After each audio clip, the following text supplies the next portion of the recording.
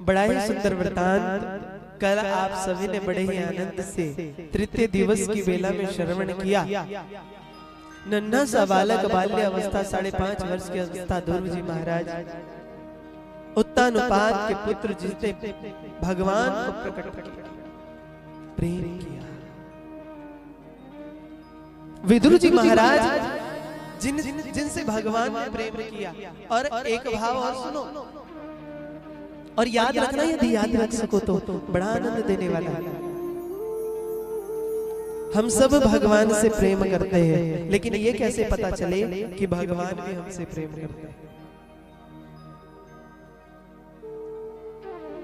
कैसे पता चले कि भगवान भी हमसे प्रेम कर रहे हैं?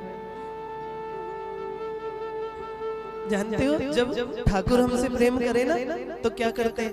लीला करते हैं। और ऐसी लीला करे कि खूब सतावे।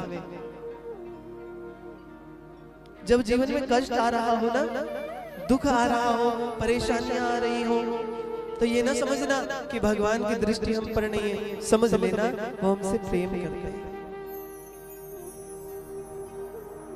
जब जीवन में स्ट्रगल हो ना, बहुत ज्यादा, एक समस्या समाप्त नहीं होती, बिना कहे दूसरी आ जाती है, तो समझ लेना वो बड़ा प्रेम करते हैं। उनकी दृष्टि हम पर है।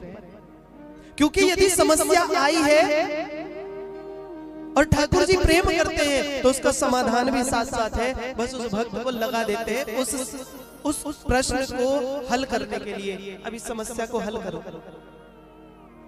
एक समस्या हल होती है, वो दूसरी दे देते हैं। जो भगवान को पाने की इच्छा रखे ना, जिसके मन में हो कि मुझे ठाकुर जी को पाना है, तो एक भाव सदैव याद रखना, संसार के जितने सुख हैं वो सुख छूटते चले जाएंगे। ऐसा नहीं है कि घर नहीं रहेगा, परिवार नहीं रहेगा, क्या होगा? ना घर में मन लगेगा, ना बच्चों में मन लगेगा, ना परिवार में मन लगेगा। मन केवल ठाकुर चरणों में लगने लगेगा। स्वयं भगवान कह रहे हैं कैसी स्थिति हो जाएगी इस भक्त की कि धरा सुलाऊं भूखा मारूं, उस पर भी दूं मां। हरे भूमि पर तक सोना पड़ जाएगा कि धरा सुलाऊं भूखा मारूं, उस पर भी दूं मां। और जो इस पर भी ना टिके, फिर मैं कर दूं निहार। फिर उसकी स्थिति क्या होगी? पहले तो ऐसी ऐसी परीक्षाएं आएंगी, लोग नाना प्रकार की बातें बनाने लगेंगे। ऐसी स्थिति आ जाएगी कि भूमि पर सोना पड़ेगा, रोटी भी नसीब नहीं होगी।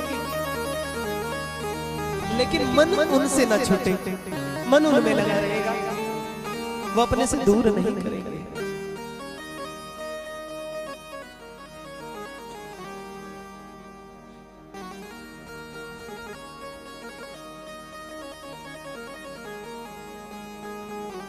और जो संसार को पाना चाहता है ना, तो इस प्रकार से संसार को भगवान संसार दे देते हैं। जीवन में सारे सुख दे देते हैं जो चाहिए, बस नहीं देते तो केवल अपनी भक्ति उससे विमुख कर देते हैं। जैसे एक माँ जिसका छोटा सा बालक खेल रहा हो, तो वो माँ देखती है, अरे बेटा बहुत देर हो गई, आओ जरा करके थोड़ा आराम कर लो, थोड़ा भोजन कर लो, भूख लग गई होगी, थक गए होंगे। यदि उस बालक ने सुन लिया, आ गया, तो भोजन मिल जाएगा। और यदि देखा कि खेल में इतना मस्त है, इतना मगन है, तो माँ चिंतन करती है अभी थोड़ी देर और खेल ले दो, कोई बात नहीं, तब तक और फटाफट काम निपटा लो। जब माँ व्यस्त होती है, बहुत अधिक व्यस्त होती है, और बालक को भूख लग जावे, बालक जावे माँ के पास, माँ भोजन चाहिए, तो माँ कहती है जरा थोड़ा सा ठहर जा, बस थोड़ा सा काम रह गया। तब तक क्या करती है? उसे खेल खिलौने दे देती है, जरा तू ये थोड़ी देर इससे खेल ले, ये मोबाइल, आजकल तो मोबाइल है ना, ले तब तक मोबाइल चला ले, मैं अभी बस फटाफट 2 रोटी सेक देती। तब तक उसे किसी अन्य कार्य में मग्न कर देती।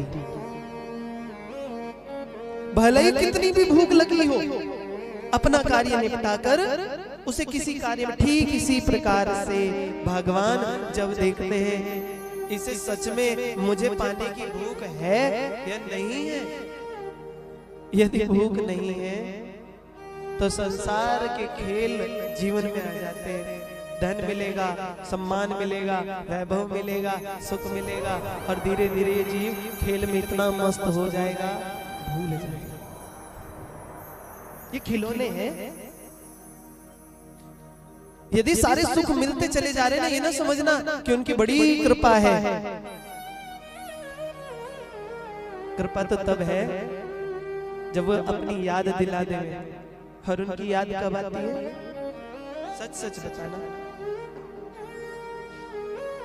कभी किसी भक्त के जीवन में सुख देखा है? एक व्यक्ति ने प्रश्न किया, महाराज ये क्या भजन कीर्तन करना, जो लोग भजन कीर्तन नहीं करते ना वो बड़े सुखी हैं, उनके कोठी बनती चली जाती है, खूब कारें गाड़ियां व्यवस्थाएं होती चली जाती है। हम तो जितना पूजन करें, जितने व्रत रखें, जितना भजन करें, उतना दुखी होता है ना।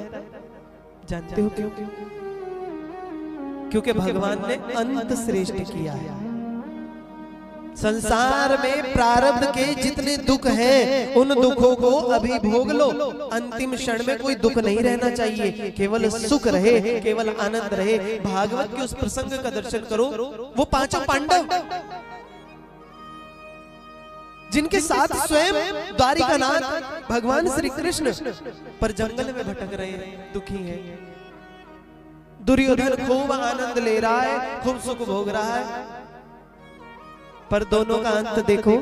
जिनके साथ भगवान वो जंगल में तो भटक रहे हैं, उन्हें वनवास अज्ञातवास तो हुआ, पर उनका अंतिम क्षण कैसा रहा? आनंदमय, विजय प्राप्त हुई। दूसरा प्रसंग भागवत जी का दर्शन करो। कन्हैया के बाल सखा सुदामा जी महाराज भगवान के मित्र हैं, भगवान के सखा हैं, फिर भी जीवन भर दुख। एक क्षण में जो दुख दूर किया जा सकता था, भगवान ने दूर नहीं किया। जो जो प्रारब्ध है फटाफट निकल जाए, जल्दी जल्दी निकल जाए। और जब जब नाम जप करोगे ना, ये निकलेगा, उतनी तीव्रता से निकलेगा। देखो आपने देखा होगा, जो भक्त नाम जप करते हैं उनके लिए, जो भजन करते हैं, जो साधना करते हैं, उन्होंने अपने जीवन में देखा होगा, जब भजन करेंगे ना, जब नाम जब बढ़ाएंगे तो क्या होता है? क्रोध आने लगता है, ईर्ष्याएं होने लगती हैं, और अधिक द्वेष बढ़ने लगता है, कभी चिड़चिड़ाहट हो जाती है, कभी ईर्ष्याएं हो जाती हैं। निकल रहा है जो भीतर पड़ा है, वो बाहर आ रहा है। कैसे? जैसे एक गिलास, जिस गिलास में, जिस बर्तन में खूब काला ही पानी भरा हो, और उस काले पानी में काले तेल को ले जाकर के हम साफ नल के नीचे लगा देवे, और उसमें साफ जल चलने लगे। पहले से वो भरा है, किससे? प्रेम से बोलो। पहले से वो किससे भरा है पात्र? काले पानी से, बिल्कुल काला है जो पहले से भरा। जब उसमें साफ जल जाएगा तो बाहर कैसा आएगा? बाहर कैसा आएगा? काला ही आएगा।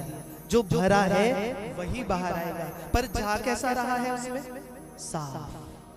नाम जब बड़ा पवित्र है, उसमें पवित्रता तो जा रही है, पर जो भीतर की प्रारब्ध की नाना प्रकार के जन्मों की भीतर कालस भरी है, वो जल्दी जल्दी निकलने लगेगी।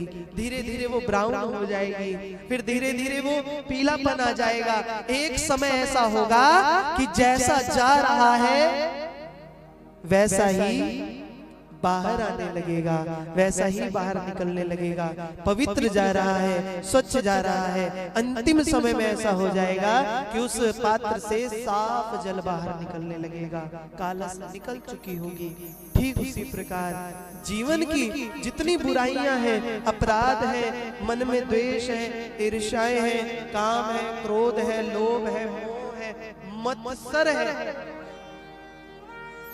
वो सब निकल जाएगा जब नाम जप हृदय में जाएगा। और कैसे? एक बार भी जिह्वा पर नाम जप आ गया ना, एक बार भी, कहते